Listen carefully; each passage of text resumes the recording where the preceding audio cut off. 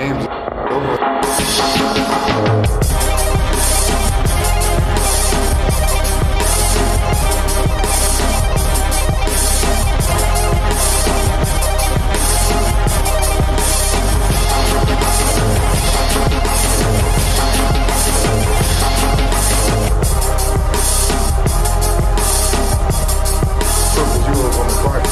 Welcome into Triple Zeros. I'm your host, Josh Buckhalter. Follow me on Twitter at JoshGBuck. Hit up the website, jukesandjumpers.wordpress.com. Hit me up on Facebook at jukesandjumps, and the email address is jukesandjumps at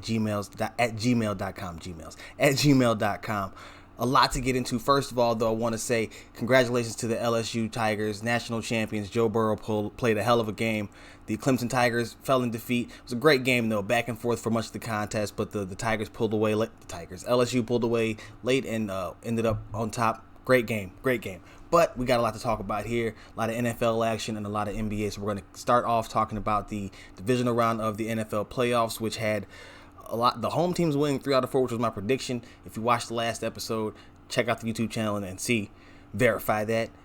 The home teams were winning most of the games, but man, Baltimore MVP went home. We're going to discuss an interesting stat that I saw about that too, but we're going to start off with the first game, which was the Minnesota Vikings taking on the San Francisco 49ers. Of course, the 49ers had the bye week as the 1 seed. They really started off in a tight back and forth game. The Vikings, I believe, scored the first touchdown. San Francisco answered, but it quickly unraveled after that. Kirk Cousins was sacked 6 times.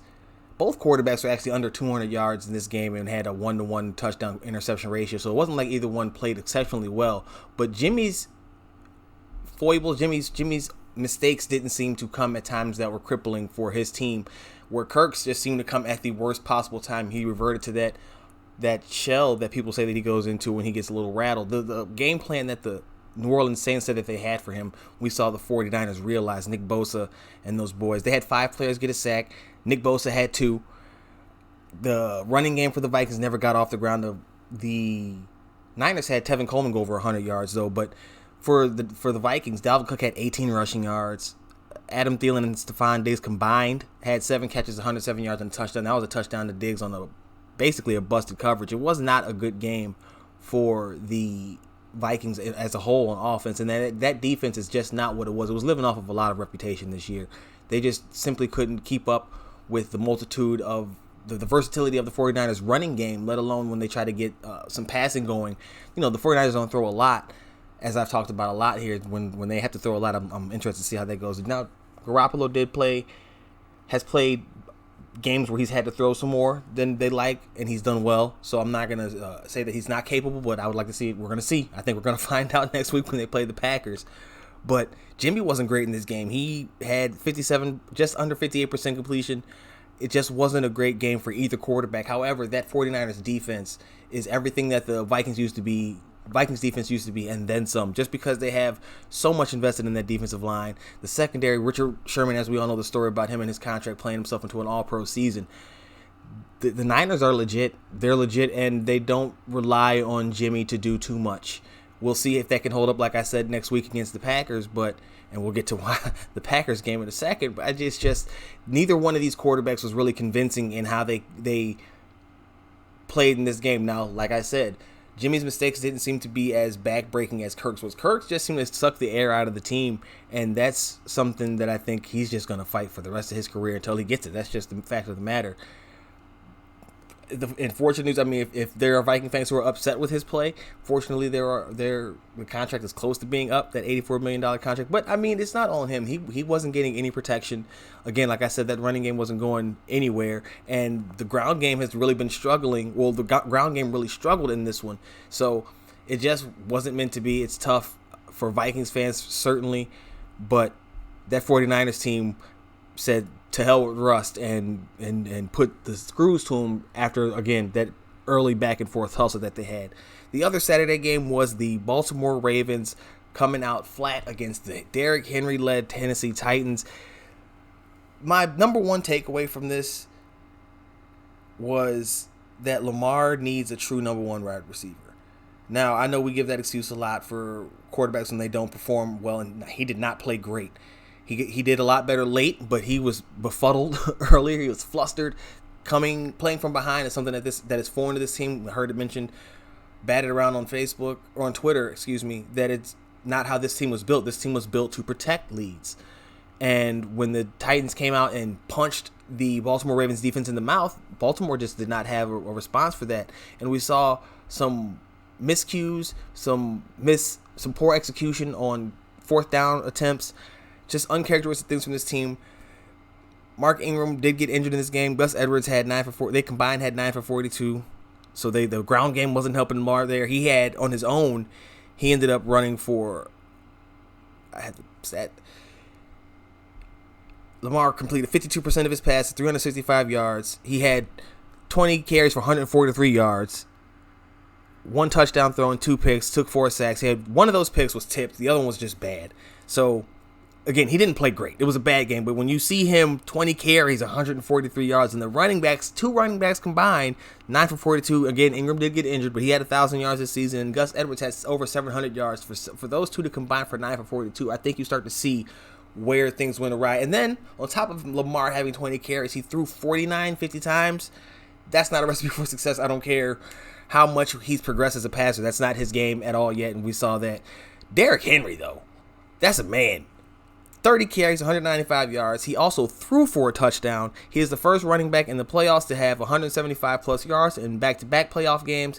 He's had 180-plus yards in 3 straight games. Ryan Tannehill completed 7 passes of 14 attempts, 88 yards, 2 touchdowns, no picks, 1 rushing touchdown. Tannehill has not broken 100 yards in either playoff victory. They are just resting on the shoulders of Derrick Henry, and he is carrying them to who knows, maybe to a Super Bowl berth, because the Chiefs got out. Well, they didn't get out to an early lead. They got behind to the Texans, which we'll talk about in a second. So I'm not sure if I said it last week and look what happened, but I think at some point they're just gonna need Ryan Tannehill to be better, to be more productive. Now, I guess 3 touchdowns is not unproductive. So I should probably not be going this hard against him. But man, 14 and 88 yards, that just doesn't seem like a winning stat line. Of course, when you got your running back going for $195 and trucking people, it's not too much you have to do. So I can't keep saying that the formula won't work. It's working. It's been working. But I have a hard time believing that they are going to be able to stick with the next opponent, who we saw overcome a historic deficit to win the game, and that is the Houston Texans blowing a historic lead to the Kansas City Chiefs and allowing them to make a major comeback. The Texans led 24 points in the second quarter. The Chiefs took the lead by halftime.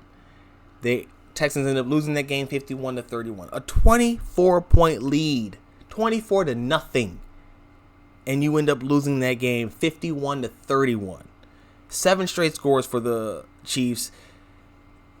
Patrick Mahomes, 65% completion, 321 yards, 5 touchdowns. He had 53 rushing yards. He was the team leading rusher. Damian Williams had 12 carries, 47 yards, 2 touchdowns. He had 2 catches, 21 yards, and another touchdown. But those 12 carries, and I know it's just so circumstantial, but I told you last episode that when he gets 12 carries, that good things happen. He didn't get a lot of yardage, but he definitely got the 2 scores, and he also caught the passing touchdown as well. That will be a half a tip of the cap to himself because, moral victories. This was a tough game to watch as a Bears fan. These two quarterbacks are dueling it out. Watson got it going early and then kind of stalled out late. Like I said, that offense is feast or famine, and we saw that early when they were feasting. But once the Chiefs adjusted defensively and then got going offensively, Houston had no answers. I also told you about that secondary of Houston's with all those first-round picks that are just waiting to be aired out. It's not a good look. Really not a good look. And what makes it worse is Houston has decided to compound what I think is contributing large to their misery, and they will not have a GM moving forward. Bill O'Brien will retain his role. I am on record as saying I think he is not the coach for this team. And I think that a different coach would be able to diversify this offense a little bit more to where it's not so reliant on the big play all the time. You had DeAndre Hopkins having a 9-catch, 118 yards. Will Fuller had 5 for 89. Watson was 59% completion, 388 yards, 2 touchdowns, 1 to Stills, 1 to Daniel Fells, the tight end. He was sacked 4 times, and then he had 37 yards and a rushing touchdown. It's just everything is relying upon that. Now, prior to the game, I had said that it would depend on who could run the ball better. Carlos Hyde was a no-show. And I think the Chiefs realized that and decided that, hey, he's not going to do much to us this week. So those 12 for 47 of Damian Williams really kind of overshadowed anything that Hyde was going to give you. And really, when you get to that 24-point lead, I'm just so surprised that they weren't able to do a lot more with that and salt it away in some way, shape, or form. It just seems like they kind of went away from it and forgot how to do things. Bill O'Brien had passed on a chance to take a touchdown and tried to go for it later and ended up blowing that. And the Texans were, all the breaks that the Texans were getting, the muff punt by Tyreek Hill, the block. It's just everything that was going right for them in the first, 21 minutes of the game or so. 20, not even 20, like first 16, 17 minutes of the game that went right for the Texans. Everything just went wrong and then some for the rest of the game, and they just didn't know what to do about it. It's really tough because I really do like the Deshaun Watson and Nuke Hopkins, but man, I think that defense is a liability, and I think that they need more from, at least from the ground game, consistently to say that they're good. Carlos Hyde, 13 for 44. So he had more than Damian Williams, but it just wasn't the 116 yards that he had against them in week 6. It just wasn't enough, and you just have to feel like they have to invest in the offensive line to protect Watson. They have to try to find a running back that with some spry legs that they can lean on, and they have to do something about that secondary. I don't know what else they're going to do. They've traded away a lot of their draft picks for these first round busts who are proving why they aren't with the team that originally drafted them week in and week out, as they continue to get burnt as they did this week. And by the way, not last but certainly not least, Travis Kelce came out of this game with 10 catches, 134 yards, and 3 touchdowns. Rumor has he's still running and just scored another touchdown on the Houston secondary that started off, man, it was such a weird game because they started off so hot to end up on Skid Row like that. I just think that it's a shame that Bill O'Brien is refusing to allow a GM to come in and help him put together this team, this roster. Now, I get it. It's his roster, and he knows what he wants in his team and his system. But I just think that they would benefit from having another pair of eyes to help him evaluate talent while he's trying to scheme and game plan and stuff like that. Outsider's opinion, obviously, it won't mean much to him, but that definitely just seems like, at this point, after watching the results from this year, that they could use that other guy there to help in the GM role. The other Sunday game, the last game of the week, was the Green Bay Packers. Again, I told you, Sunday was tough. Sunday was a tough day for Bears fans. You had to watch the Watson and Patrick Mahomes battle it out and work wonders. And then on Sunday, you got to see Aaron Rodgers and the Green Bay Packers fend off the Seattle Seahawks to earn their berth in the NFC Championship game. The Rodgers and Devontae Adams connection was humming to the tune of 8 for 160, 2 touchdowns. Jimmy Graham was the next best receiver with 3 catches for 49 yards. Nobody else caught more than 1 pass. And I think that that's going to be an issue for them next week against the 49ers, and I'll get to that in a second. But for the rest of this game, the Aaron Rodgers, 59% completion, 243 yards, 2 touchdowns. Aaron Jones, 21 carries, 62 yards, and 2 touchdowns. The Smith brothers, Preston and Zadarius, 2 sacks apiece. These are 2 dudes. Now, there's been a lot of debate, and Bleacher Report recently had an article about how Khalil Mack's contract is the Bears' worst going into this season. This isn't the worst possible thing for him to have happen, is where you see the balance of these 2 in Preston and Zadarius. 2 sacks apiece. They put up great numbers, but I don't think it's even necessarily about the sack numbers for them per se, as much as it is about the threat. The constant threat of having one of them on either side does not allow a defense to really send any help to either one. You kind of have to let them be, because either one can take over, and that's what happens. The Bears didn't get nearly enough of that this year, and they haven't gotten it, and we'll see how they address the outside linebacker position going forward. But that right there, if you want to strengthen that Khalil Mack argument, the Zadarius and Preston argument, signing 2 mid-level to good as opposed to one great pass rusher seems to be working out just fine for the Packers. I predicted before the season started, at least for the division, the NFC North, that Brian Gutekunst, the GM of the Packers, would be the executive of the year. And I might have stumbled upon executive of the year for the NFL because the moves that he's made, the retooling of this defense, the hiring of Matt LaFleur, all this just seems to be working out for them. And it pains me to say it, but man, they have as good a chance as anybody to make it into the next round, which is the Super Bowl, as we know.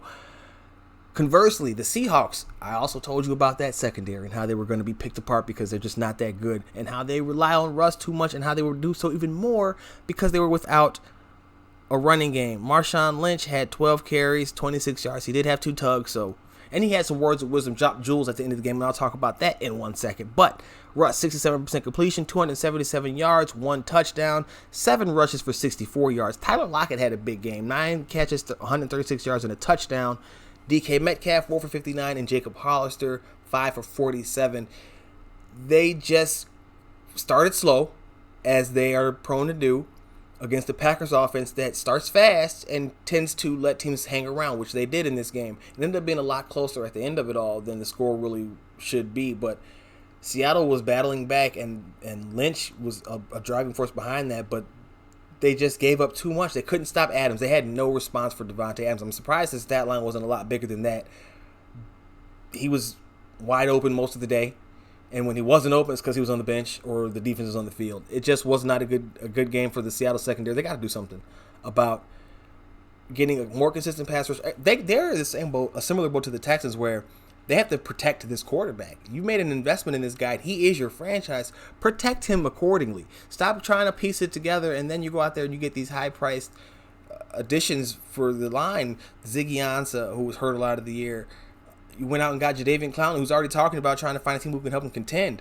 I thought that's where he ended up with Seattle, but it sounds like he's ready to go explore the market, which he should. He'll get his bag, but Seattle is a long way from that team. They're living off a lot of hype right now. And the sooner that they realize that, the sooner they'll start addressing a lot of the holes that this roster has, and the holes that it's had for quite some time. This isn't new.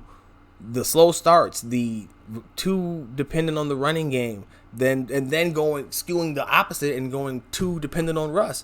No offense can survive being that predictable in those situations. When they know that that's what you're trying to do, and then you put everything on Russ like that.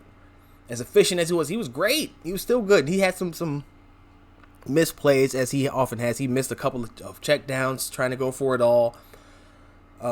He had Marshawn Lynch on one particular play out of the backfield where he just ran into a sack and it just looked horrible. But again, I think that's the result of shell shock. He's been hit a lot. You can't rely on him, especially a quarterback like Russ, who's in his 30s at this point. You kind of need to start building around him. How about you put a solid offensive line around him and see what he can do with some time in the pocket? I think you got the weapons for him, at least at receiver. We'll see what happens with the running backs going forward. They have Rashad Penny, Chris Carson's still there. I think you have the skill, but you have to invest in that offensive line, even if it means you sacrifice on the defense. Because I think it's overpaid at this point. I'm not sure how much you're paying everybody in there, but I feel like it's overpaid either way. They got a lot of work to do. Trading Frank Clark definitely hurt them. It's going to be an interesting conference championship week. We're either going to get my Super Bowl wish list is down to, I have two games still available on that one, the Packers and the Chiefs, or the Titans and the 49ers. In one game, you're going to get a bajillion passing yards and like 42 combined rushing yards, and those are going to be from the quarterback scrambling. And in the other game, you're going to get a bajillion rushing yards and like 10 passing attempts. That's going to be one to talk about Thursday. I can't wait. I'm really excited about it. And some other news, I just want to point this out. Drake cursed both Lamar Jackson and Russ this weekend. Everybody was talking about how Drake wishing Lamar Jackson was the wishing him a happy birthday was a curse. We know the Drake curse. If he shows any type of affiliation with you or your team, you are pretty sure to lose. Well, I just want to make sure that everybody's aware. If you're looking for somebody to blame for the Seahawks, Seattle fans, I know you might need this. Go ahead and blame Drake, because as we all know, Drake and Future released their new single this weekend, and I think that if you're looking for a scapegoat, right? I know you are. If you're looking for a scapegoat, Life is Good is the name of the new track. go ahead and blame them because associating with Future somehow sent some bad juju towards Russ, and there you go. Drake cursed both Lamar and Russ. Cursed Lamar directly by telling him happy birthday, and then cursed Russ indirectly by dropping a song with Future, distracted Russ. Somebody probably played it in the pregame or had halftime coming out or something like that. Russ was clearly not himself. That's what had to happen. The Cleveland Browns hired Kevin Stefanski, Minnesota Vikings offensive coordinator, over Eric Bieniemy and Robert Saleh. Now, granted, both Bieniemy and Saleh are both active currently, so maybe the Browns ultimately didn't want to wait, but the coordinator they just hired, his offense scored 10 points. Kirk Cousins and the rest of the offense has had multiple meltdowns. They've become too dependent on the run. They've gotten away from it at times. Meanwhile, the Chiefs made the largest comeback in playoff history, and the 49ers defense dominated the very offense that was coached by the guy that the Browns just hired. Now, I get you wanting to get a jump on things, but maybe, just maybe, you don't make this one. I can't say if Stefanski will be a good hire. Who knows? He might be with complete reign over the team. I'm just saying, in 3 simple points, it just does not look good, and it looks like another Browns gonna Brown type of moment. We'll see how it plays out, and as I'm about to tell you, I can't really say too much. I can't rag on them too hard, but it definitely does not seem like they made the best hire out of all the possible choices this year. And we're going to wrap up the football section talking about the Bears, little Bears bits. There are some curveball QBs, not really curveball, but the big names are coming back around. TB12 left it out in the open that he doesn't know what his future is going to be, so people are speculating that he could end up in Chicago. I am on record saying I think he's going to go warm. I think he goes to the Chargers, the Colts, or my personal, I'm rooting for it, Las Vegas Raiders, just to see TB12, the golden boy, with the Raiders in Vegas. I just think the storyline's right itself, and I'd be probably rooting for that team to win a Super Bowl. The others, Cam Newton, because of the hire of Matt Rule and the thoughts that he would want to clean house, everybody is speculating that Cam could be available for a trade or by outright release. I'm not sure that happens, and I'm not sure that Cam is the quarterback for this system, only because it does require more accuracy than he's displayed consistently throughout his career. I think if it was one where they did rely more on some runs, then he would be better. And if they could protect him better, they don't have the protection in place now. Now, in a few months, after free agency and the draft, if I feel like they're in a better place and they get Cam, I wouldn't be upset, but they're not talking like they're going to get him anyway. And like I said, currently constituted, I'm not sure that I would say that they're going to be all of that. The other ones, Phillip Rivers, Phillip Rivers is immobile Jay Cutler. He talks a lot. Well, he's immobile. He's immobile Jay Cutler's emotion. We always talked about Jay Cutler looked disinterested in everything and just kind of blah. Phillip Rivers is going to talk. He's going to not cuss at you, where I feel like Jay is kind of silently cussing you out under his breath the entire time. Phillip Rivers is going to talk loudly without swearing, and he's got like a bajillion kids.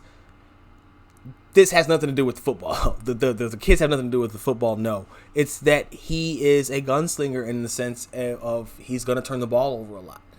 And I know we are tired of Mitch not pulling the cord on some of these throws and not being as accurate, but I'm not sure that Phillip Rivers is the direction you want to go. It's a one-year bridge type of thing, and you could try to capture lightning in a bottle, which is a lot of the thinking behind the Tom Brady thing, because I am down on him as well.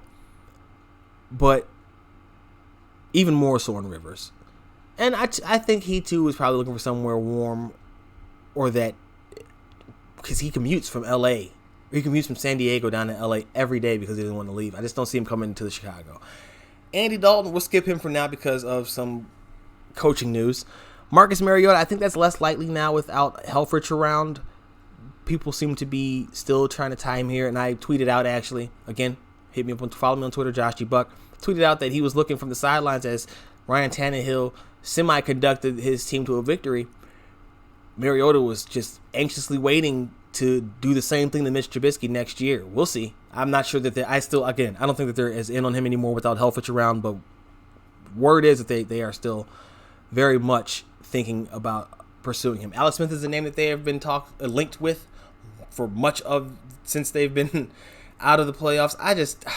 He's got about 50 screws in his leg. He's had a bunch of surgeries. If you're bringing him on for a mentor role, fine. I think he could beat out Mitch Trubisky, which I think means you have a lot more problems than you realize. And for all the praise that people gave him for being so steady, that steady didn't get him anything, and it got him benched twice for dynamic quarterbacks, I think, one of which people don't even want to see in the league. So I'm just saying, I'm not sure that that's going to get you anything, and it's definitely not going to help in the mentor role. I guess it could. It always does to have the veteran there, but what if he outplays Mitch? Then what? Now you're relying your hopes on Alex Smith, and then what? Like, it just seems like that's just a slippery slope that's going to trigger a bunch of worse outcomes possibly. Tyrod Taylor's a name that has been thrown around. I don't think that they're interested in Tyrod Taylor at all. If they do go that route, more mobile quarterback, I see them with safe, run first type of quarterback. I see them going. I would hope they would go for Teddy Bridgewater. He's going to command top dollar, but if they're serious about addressing the quarterback position, Teddy Bridgewater is the way to go to me. They've danced around picking quarterbacks like him. Maybe they can change it. I hope they would. I don't know. If they're going to go cheap, they've been linked to Johnny Manziel. It's a possibility he worked out at San Jose State or San Diego State's pro day. Please no. And then Josh Rosen. That would be one that I'd be interested in seeing, liberate him from Miami and put him behind. Now, if you get Rosen, you definitely need to improve the offensive line, but that'd be a cheap competition that you could bring in for Trubisky without saying that there's any type of real pressure on him to start. Whatever happens, ultimately happens. So I think that'd be one. And then speaking of Miami, this actually ties into the Andy Dalton thing and the coaching hire. The Bears filled their offensive coordinator void. They hired Bill Lazor, coached Andy Dalton. He was the coach in Miami, offensive coordinator. Instant reaction is not great. I'm not overly excited. The rumor was that they wanted Pat Shurmur. He decided to go with the Denver Broncos. Obviously, a chance to work with Drew Lock, who I'm a fan of. But more importantly, he gets the chance to call plays. We know that Matt Nagy is calling plays here. That's a twofold issue. First, it brings us Lazor, and let's go down his resume real quick. Also, offensive coordinator with the Cincinnati Bengals in 2018 and 2017. In 2017, they were 26th in points. They were 32nd in yards. In 2018, they were 17th in points and 26th in yards. So there was some improvement, but that's middling. You're back to middling. So I guess they're trying to get replacement level, and that's an issue. We'll keep going. Maybe there's a change here. Or spoiler alert, there aren't. 2017, Dalton was 59% completion, just under 60, 59.9. 3,320 yards, 25 touchdowns, 12 picks. Sounds like Mitch last year, doesn't it? 2018, he was 61.9, 25, 66, 21 touchdowns, 11 picks. Jeff Driscoll also played in 2018, though. 59%, 1,003 yards, 6 touchdowns, 2 picks. As the Bengals quarterback coach in 2016, Andy Dalton, 64% completion, 4,206 yards, 18-8. He was a Pro Bowler. I'm believing that was an alternate that year, and they were 15th in passing and 26th in yards and touchdowns. As the Dolphins offensive coordinator in 2015, Ryan Tannehill was 61.9% completion, 4,200 yards, 24 touchdowns, 12 picks, 19th and 19th in touchdowns and passing yards. 2014, Ryan Tannehill, 66.4, 4,045, 27-12, 17th and 12th. And lastly, as the Eagles quarterback coach, before this, he was in college. He had an NFL stint prior to that, but this is the end of the decade, so we're not going to go any further than this. He was the Eagles quarterback coach in 2013. That year, Michael Vick had 54.6 completion percentage, 1,200 yards, 5 touchdowns, 3 picks. However, Nick Foles went 8-2 as a starter. During that run, 64% completion, 2,891 yards, 27 touchdowns, and 2 picks. Now, a lot of people are saying that this could be linking, the hiring of Lazor could be linking Andy Dalton as a possible bring in for Mitch Trubisky to compete with and possibly take over as a starter. I'm not thrilled about that prospect. One that I'm a little bit more intrigued about, and because of the circumstance, is Nick Foles. Now, Gardner Minshew might have played himself out of a starting job, or at least the heads up on a starting job, which means that Nick Foles might be sticking around in Jacksonville. But if they are interested in moving him and you can get him here, clearly he and Lazor had something that worked. This is a system that is very similar to the one run in Philadelphia, where Lazor actually took over for Nagy after he left as the coach there. I would like to see them make a move for Nick Foles. Now, ultimately, that would mean that they were going away from Trubisky, I think, in their plans, but we'll see. Because they said that they won't, but of course they said that before they fired the coordinators. They weren't sure about coaching changes. I'm not sure how it plays out, but on the surface, it's not a good look. I'm not overly excited about it. I'm not upset. It's just a black kind of hiring. And you know what? I take that back. It's a little upsetting because play calling was an issue last year. And if it's an issue that cost us getting the best coordinator, then that's a problem. And that would be my view if I was part of the team.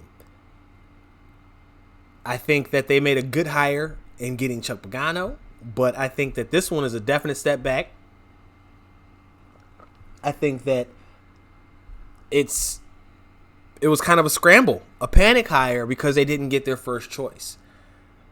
We'll see how it plays out for them. But the other part, and I mentioned it already, is that this means that Matt Nagy is likely still calling plays.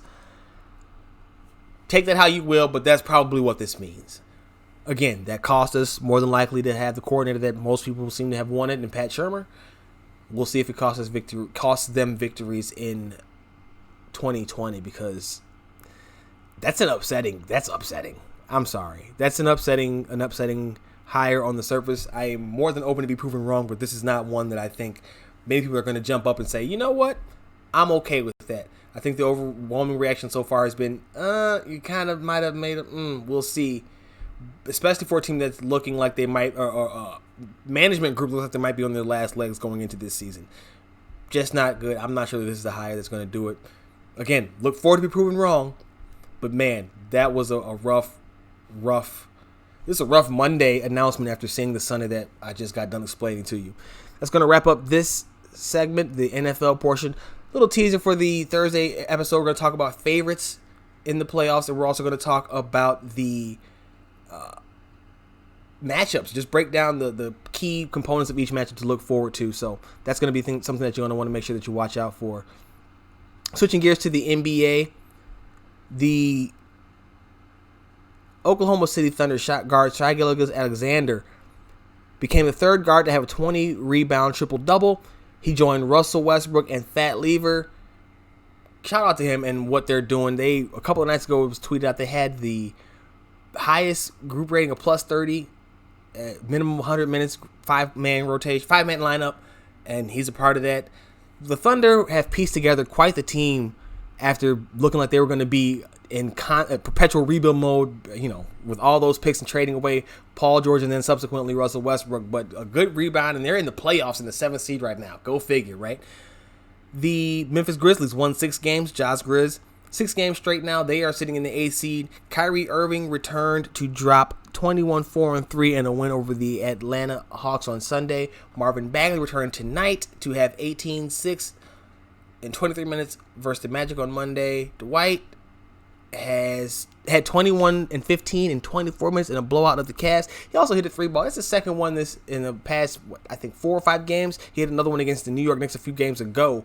Dwight has had quite the resurgence, and that's great to see because he was a player who was at the top of this league, face of the league for a little bit there, and then had the injuries and the rough situations where he just wasn't meshing, including here with the Lakers his first time around, but he seems to have matured a lot and has accepted his place as a role player on this team and is flourishing. It's one of those stories that I think you really love to see. Despite how you might feel about the Lakers as a team, you have to honor what Dwight is doing. Other team news, the Utah Jazz, 9-1 over their last 10, 14-1 in their last 15, and 15-2 since a 3-game skid to start December. They have lost 5 times in the past 2 months. This is a team that was struggling in the beginning of the year, and everybody was talking about the fit with Mike Conley and how that was going to throw them off and how they're just not going to be that good. I even mentioned how they disappointed early on because I thought they would be one of the top 2 teams between them and Denver.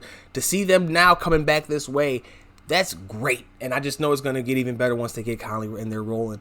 Now, ultimately, I think they're going to fall short in the playoffs, but I do think that to see them bounce back like this is a testament to them and Donovan Mitchell in particular. And that team is it's a team first. That's the culture that they breed with the Jazz, and they have it going.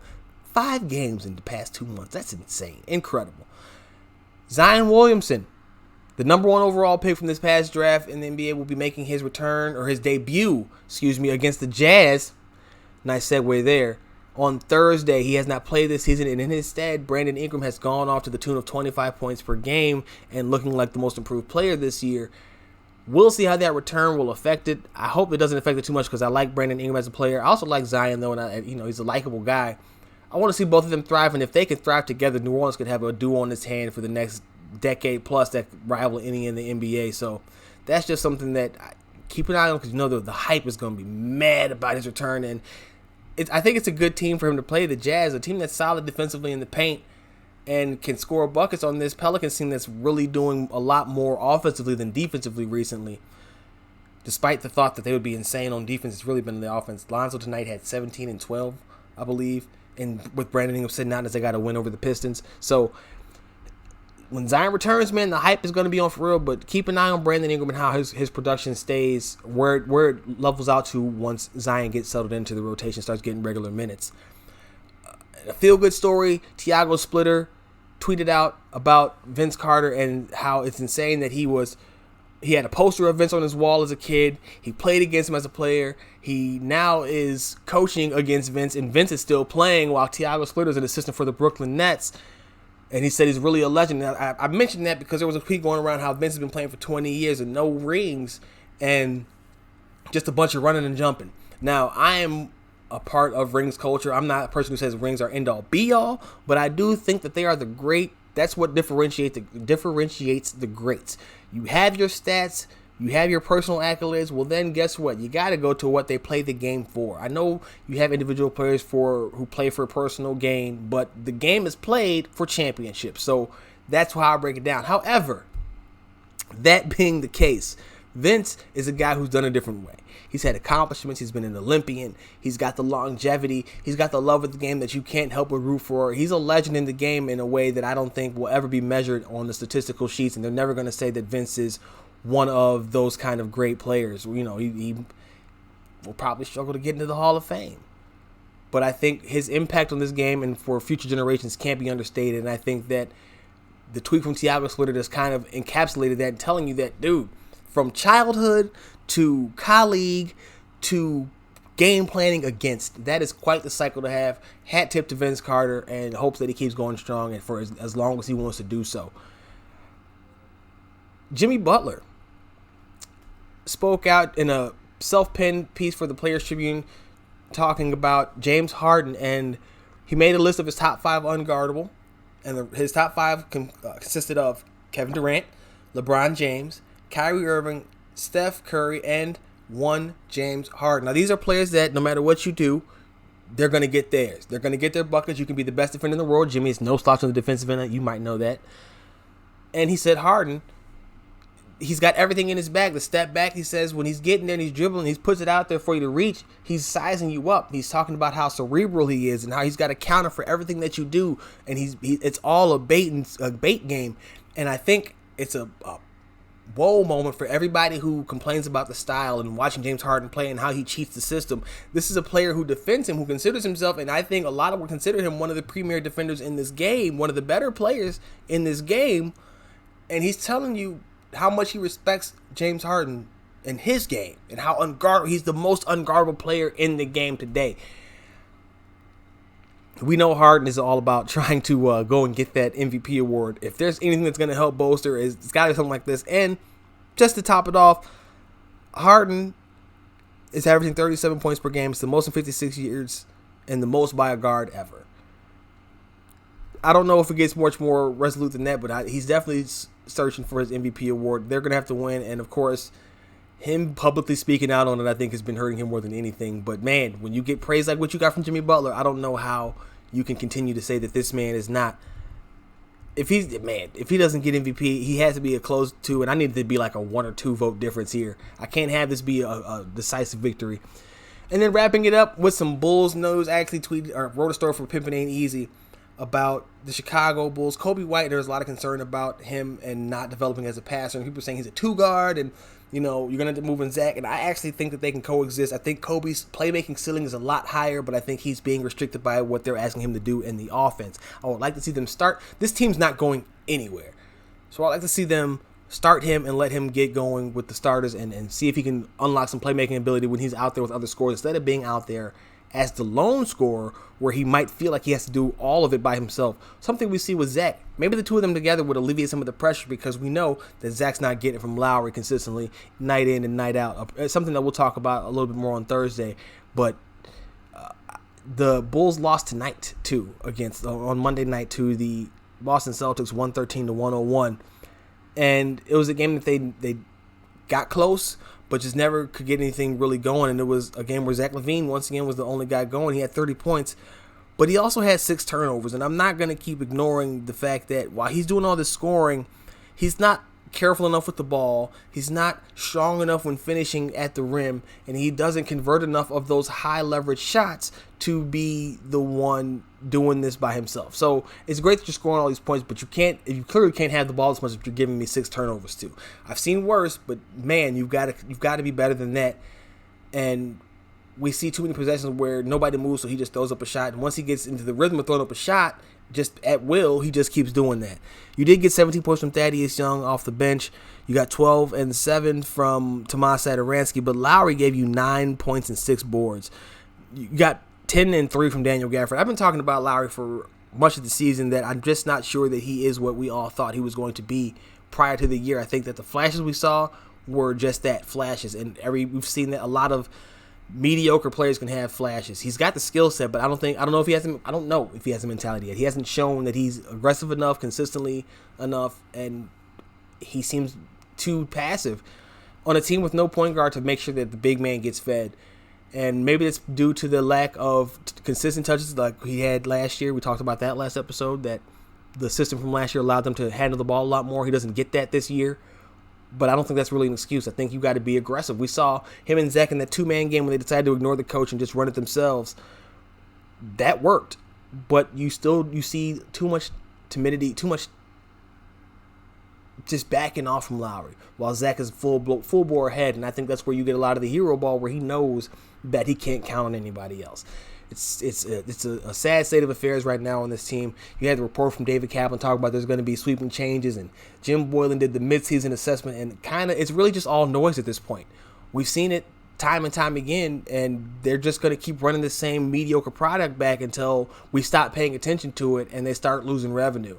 I'm not sure that there's any reason for them to keep any of these front office guys around other than the fact that they like them personally. That's fine, but this is what you're going to get.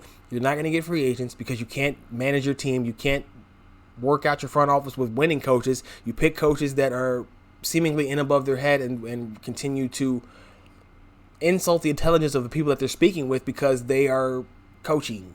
They're coaches and they know. Who knows? The roster is not constructed in a way that I think, I've been saying that since before we saw this product, I think even last season, but especially this year, the roster is not one that I think really fits together with what they want to do. I think a couple of tweaks here or there could tweak it in the right way, but they're not there yet. And we keep night in and night out seeing that happen. These big quarters, we see them blow leads. We see them struggle to shoot. We see them struggle to defend. And I think when you break all that stuff down, you're getting closer and closer to blow it up territory. And that scares me because unless it includes the people who are running the show, nothing's going to change. You're going to end up right back here in about 5 to 10 years. That's not a good place to be. So that's going to do it for this episode of Triple Zeros. Again, follow me on Twitter at JoshGBuck. Hit up the Facebook page at JukesJumps. The website is jukesandjumpers.wordpress.com. The email address is jukesjumps@gmail.com. Read the stuff. Last Word on Pro Football for Bears coverage. Pippen ain't easy for the Bulls coverage. And the blog is jukesjumpers.wordpress.com. Until the very next time, I am your boy, Josh Buckhalter, signing out. I'm gone.